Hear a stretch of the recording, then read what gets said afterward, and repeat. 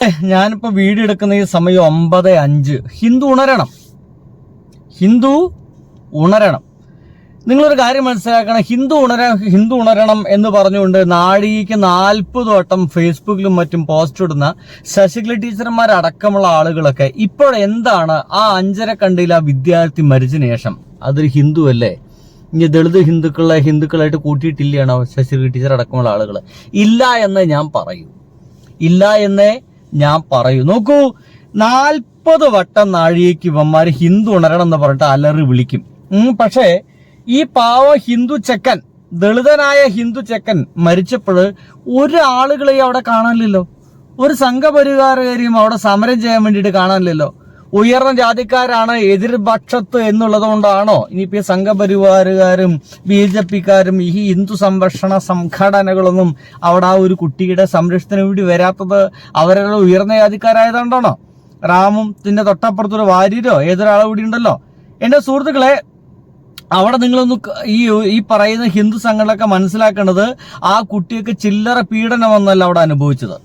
ഇനിയിപ്പോ ആ പീഡനമൊക്കെ അനുഭവിച്ചൊരു ദളിതനായതുകൊണ്ട്, ദളിതന് ഹിന്ദുവല്ലാത്തത് കൊണ്ടായിരിക്കും മിക്കവാറും എനിക്കത് തോന്നണേ. ഞാൻ അങ്ങനെ പറയാൻ കാരണം നിങ്ങൾ വീഡിയോ മുഴുവനായിട്ട് കാണണം. നോക്കൂ, ആ കൊല്ലപ്പെട്ട പയ്യനെ കൊല്ലാൻ വേണ്ടി കൂട്ടുനിന്ന ആ 2 അധ്യാപികമാരെ, അവിടെയുള്ള ഒരുപാട് സവർണ ഹിന്ദു അധ്യാപകമാരെ സംരക്ഷിക്കാൻ വേണ്ടിയിട്ട് നമ്മുടെ ശശികല ടീച്ചർ പോസ്റ്റ് ഇട്ടിട്ടുണ്ട്. നിങ്ങൾ ആരെങ്കിലും അത് കണ്ടായിരുന്നോ? ഇനിയെങ്കിലും ഇവിടെയുള്ള ദളിതരെ ഒന്ന് തിരിച്ചറിഞ്ഞേ നന്നു. ഹിന്ദുക്കളുടെ കൂട്ടത്തിൽ ഈ ദളിതന്മാരെ ഇവന്മാര് കൂട്ടിയിട്ടില്ല എന്ന് ഇനിയെങ്കിലും ഇവന്മാരൊന്ന് തിരിച്ചറിയണം. കയ്യില് എന്താ പറയാ, ഓരോ ചരട് കെട്ടിയെടുക്കുന്ന കുറെ ദളിതന്മാരെ ഞാൻ കാണാറുണ്ട്. ഞങ്ങൾ എന്തൊരു വലിയ സംഭവമാണ്, 56ന്റെ ബാക്കിയാണ് ഞങ്ങൾ എന്നൊക്കെ പറഞ്ഞു നടക്കുന്ന ഒരുപാട് എണ്ണത്തിനെ കണ്ടിട്ടുണ്ട്.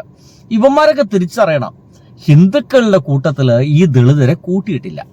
നിങ്ങളൊന്ന് മനസ്സിലാക്കൂ. അവൻ അനുഭവിച്ച പീഡനം എന്താ? ഞാനിതിങ്ങനെ എഴുതി വെച്ചത് ഇങ്ങനെ എണ്ണി ഇങ്ങനെ പറയാം. ഒന്ന്, കറുത്ത വർഗക്കാരനെന്ന് പരിഹസിച്ചു. ഇവൻ മാത്രമല്ല, ആ കോളേജിൽ ഒരുപാട് കറുത്ത കുട്ടികളെ, സഹപാഠിയായ പെൺകുട്ടിയെ ചെരുപ്പ് കൊണ്ട് തല്ലാൻ വേണ്ടി ശ്രമിച്ചു. പ്രതികരിച്ചാൽ പരീക്ഷയിൽ തോൽപ്പിക്കുക. ബെഞ്ചിൽ ഇരിക്കാൻ അനുവദിച്ചില്ല, ഇരുന്നാൽ ചവിട്ടി താഴെ ഇടും. ഒപ്പമുള്ള സഹപാഠികൾ സോക്കോൾഡ് ഹിന്ദുക്കൾ ചെയ്തിരുന്നതാ. ബെഞ്ചിൽ ഇരിക്കാൻ അനുവദിക്കില്ല, ഇരുന്ന ചവിട്ടി താഴെ ഇടും. പരീക്ഷ പേപ്പർ മറ്റുള്ളവരുടെ മുമ്പിൽ വെച്ച് വായിച്ച് പരിഹസിക്കും.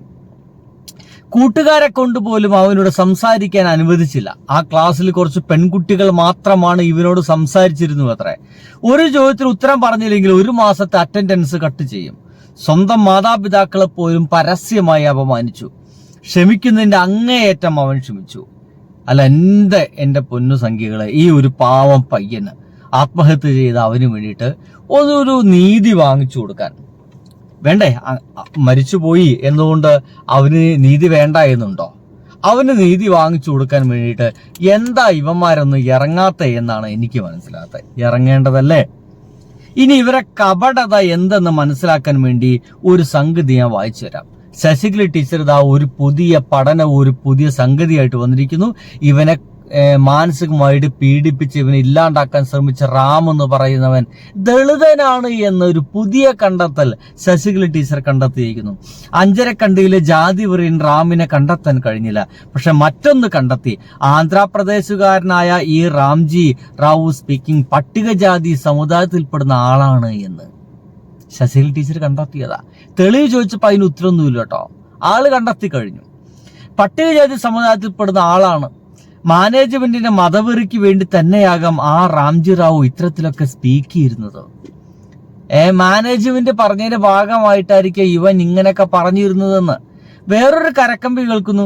ഈ തോട്ടഭൂമിയിൽ ബ്രിട്ടീഷുകാർ നിർമ്മിച്ചൊരു ക്രിസ്ത്യൻ പള്ളി ഉണ്ടായിരുന്നു എത്ര. എങ്ങനെയുണ്ട്? പുരാവസ്തു വകുപ്പ് ഏറ്റെടുക്കേണ്ട മുതലായിരുന്നു എത്ര. അത് പുതിയ മതേതര മുതലാളി മുസ്ലിം ആയിരിക്കണം. ഈ സ്ഥലം കൈവശപ്പെടുത്തിയ ശേഷം അത് മതേതരമായി തകർത്ത് നല്ല മൊഞ്ചുള്ള മുസ്ലിം പള്ളിയാക്കിയത്രേ. എന്തൊരു തീവ്രതയാണ് എന്റെ പൊന്നു സുഹൃത്തുക്കളെ!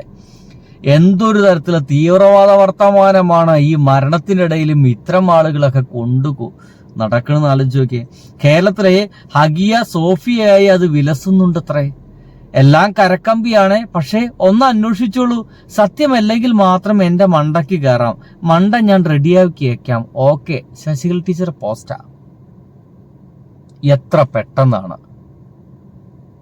ആ ഒരു കൊലപാതകനെ ദളിതനാക്കി മാറ്റിയത്? ഇനി ദളിതനാണെങ്കിൽ തന്നെ എന്താ പ്രതികരിക്കാൻ പാടില്ലേ? സവർണ ഹിന്ദുക്കൾ ദ്രോഹിച്ച് കൊല ചെയ്യുമ്പോൾ അവർക്കൊന്നും എന്താ പറയുക, ഹിന്ദുക്കളുടെ സംരക്ഷണം വേണ്ടേ? അവിടെ നിന്ന് ഹിന്ദു ഉണരേണ്ട ആവശ്യമില്ല? എനിക്ക് മനസ്സിലാവേണ്ടി ചോദിക്കുക.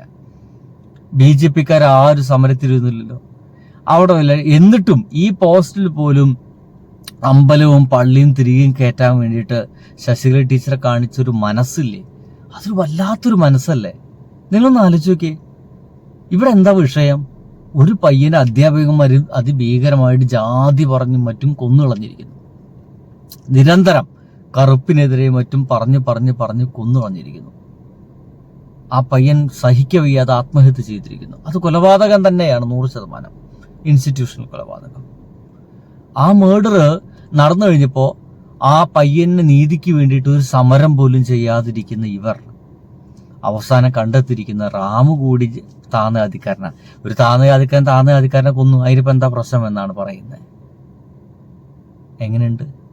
എന്നിട്ടും ആ കോളേജിൽ നിൽക്കുന്ന സ്ഥലം പണ്ടൊരു ക്രിസ്ത്യൻ പള്ളിയായിരുന്നു, പിന്നെ അത് മുസ്ലിം പള്ളിയായി മാറി എന്നാണ് ഇപ്പോൾ ശശികല ടീച്ചർ വീണ്ടും എഴുതിയിരിക്കുന്നത്.